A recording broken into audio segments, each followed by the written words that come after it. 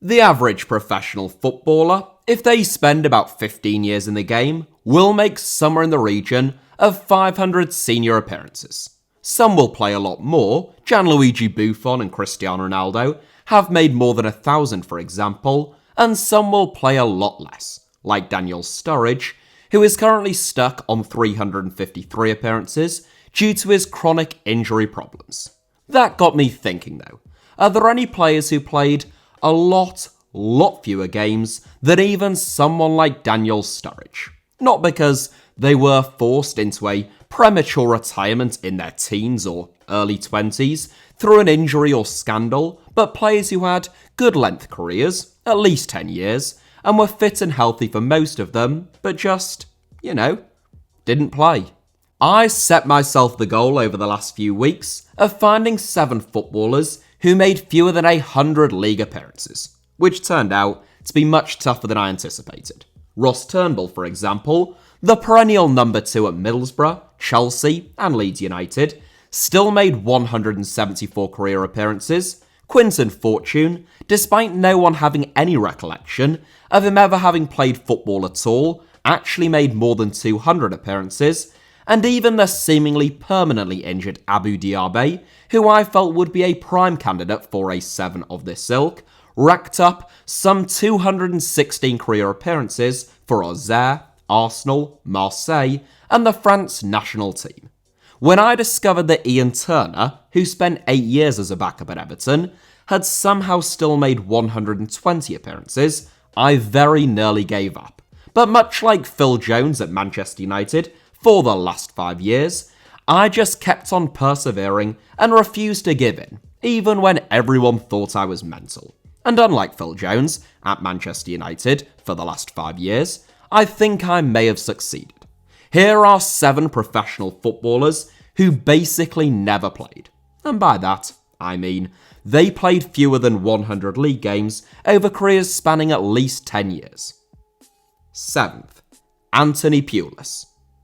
If Anthony James Pulis sounds familiar to you, it is probably because you are thinking of his father, Anthony Richard Pulis, better known just as Tony Pulis, since it is extremely unlikely that you would ever have actually seen Anthony in action. The 38-year-old, who now manages Miami FC in the USL Championship, having followed in his father's footsteps in going into management, was never particularly good at football. Well, he was good enough, it would seem, to make 4 appearances for Wales at under 21 level in 2005, but even then, Pulis couldn't buy a game on loan at Torquay United at the time. If you looked at the teams that employed Pulis, and when they employed him, you could well be forgiven for thinking that there might just have been a touch of nepotism involved. Pulis began his career at Portsmouth as a trainee, whilst his father managed the club. He joined Stoke City in 2004, who were, yes, that's right, managed by his dad at the time, and he then went on loan to Plymouth Argyle in the 2005-06 season, linking up with his father for a 3rd time. In 2006, Tony Pulis returned to Stoke City, and after winning promotion in 2008, with Anthony having made a grand total of 6 appearances in 4 seasons at the Britannia Stadium, even Tony could no longer justify employing his son as a Premier League player. Pulis subsequently signed for Southampton, where he played 0 games in 3 seasons, before making 5 league appearances in a single season at Aldershot Town.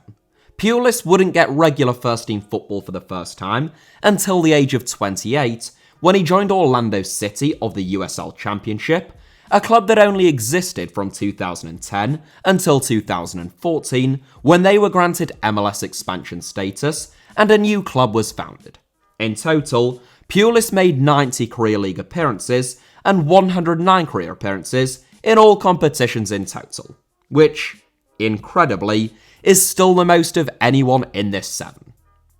6th, Stuart Taylor. The quintessential non-playing footballer, Stuart Taylor was the first player on my shortlist when I was planning this 7, and when I discovered that he had made a career total of just 95 appearances in all competitions and just 75 in the league, I figured that finding 7 players who never made it to a century of appearances would be an absolute doddle. Spoiler, it wasn't. Stuart Taylor's career must have been an absolute doddle though, at least on a match day, given that he typically had zero actual involvement whilst having one of the best seats in the house to watch some of the best teams in England. Born in Romford, Taylor began his career in an outstanding Arsenal team during the late 1990s, and he did actually play 15 games in the Gunners' 2001-02 double-winning campaign, which is the most appearances that he ever made over the course of a single season. That was due to an injury to David Seaman, and Taylor was widely tipped as the England goalkeeper's long-term successor at Highbury. But in the same summer that Seaman departed, in 2003, Arsene Wenger brought in Jens Lehmann. With his first-team prospects at Arsenal badly damaged, Taylor joined Aston Villa, hoping to usurp Thomas Sorensen as first choice at Villa Park, but only managing to register 17 appearances, 12 coming in the Premier League, over 4 seasons in Birmingham. Moves to Manchester City, Reading, Leeds United and Southampton followed, but Taylor was never number one for any team that he was permanently contracted to, and rarely did he even get regular game time out on loan. In total, over the course of a career which spanned some 19 years, Taylor averaged less than 4 league games a season, which, in some ways, if you really think about it, for long enough at least, is actually quite impressive, in its own way. Fifth, Nicola Marks.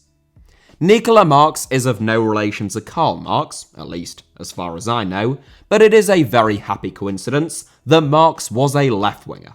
I should point out that since Getty Images is a little lacking in images of Marks in their database, I will be forced to use photographs of his namesake at times.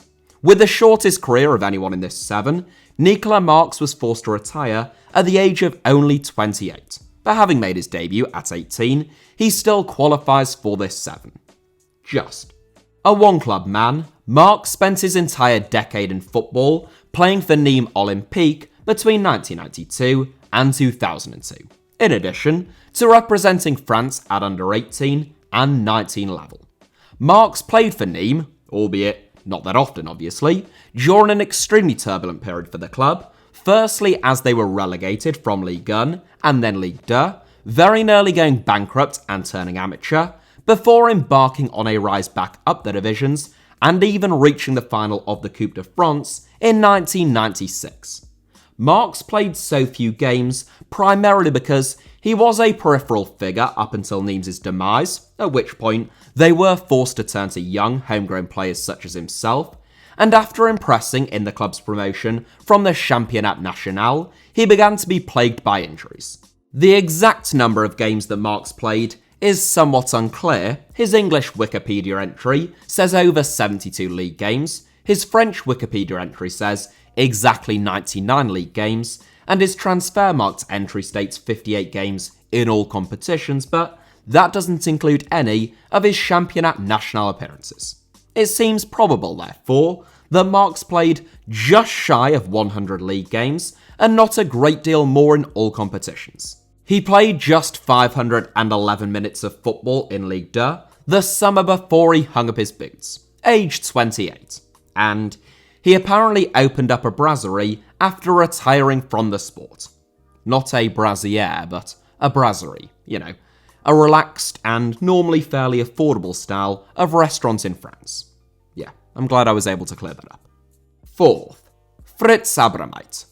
I could have just included the likes of Ross Turnbull, Richard Lee and Ian Turner in this 7, saving myself a lot of research and ensuring that I would have plenty of photographs of every player he featured via the Getty Images database. But I didn't because I like a challenge and I think that you all deserve better than that, which means that you will also have to settle for some photographs of other people named either Fritz or Abramite at times during this segment. Although, and I should stress this point, Fritz Abramite is not to be confused, and I repeat, not to be confused with the SS officer and high-ranking Nazi official Franz Abramite. The Fritz Abramite in question, but not pictured, was another one-club man who spent the entirety of his 11 years as a professional footballer playing for Rot-Weiss Essen. Abramite's career might have been a lot longer, and he likely would have played a fair few more games if it wasn't for the second World Kerfuffle, which only ended when he was 23 years old. That is most likely why there aren't all that many images, well, there aren't any images of Abramite out there, as far as I can tell, nor many descriptions of him as a player, or an explanation even, as to why he played so few games. We do know that he had a very good goal-scoring record, bagging 33 goals in 67 games for Rot-Weiss Essen, according to multiple sources. So, we can probably assume that that is accurate.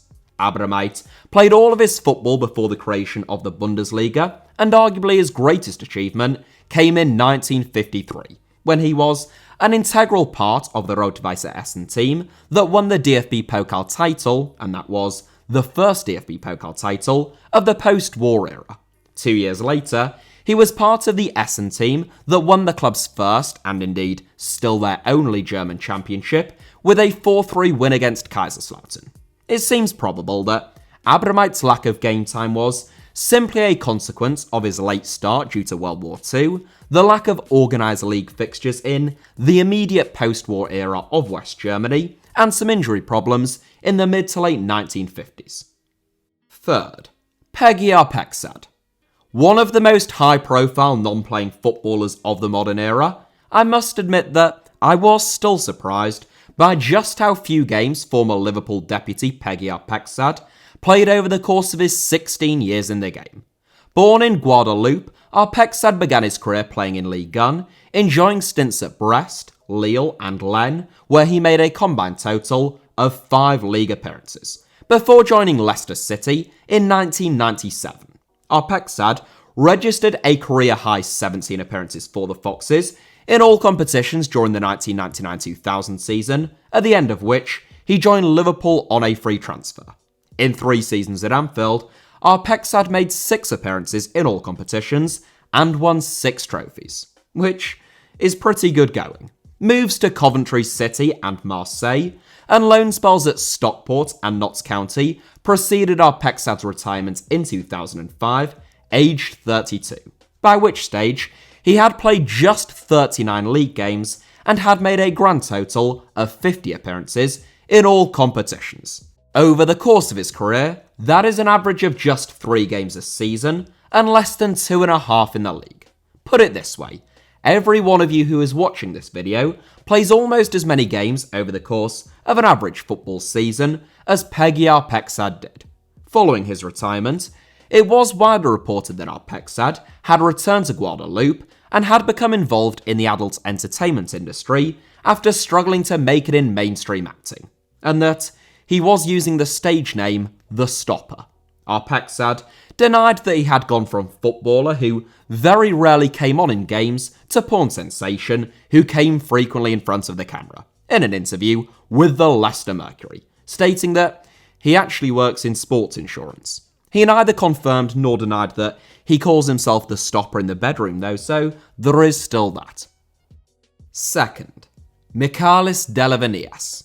We are getting dangerously close to footballers who never played a single game in second place, though apologies once again for Getty's lack of images on this one, which has left me with no other option than to, on occasion, use images of Davina McCall instead. Michalis Delavinias, who was born in Athens, died during the same year that Davina hosted the Brit Awards for a second time, and Big Brother entered into its 3rd series.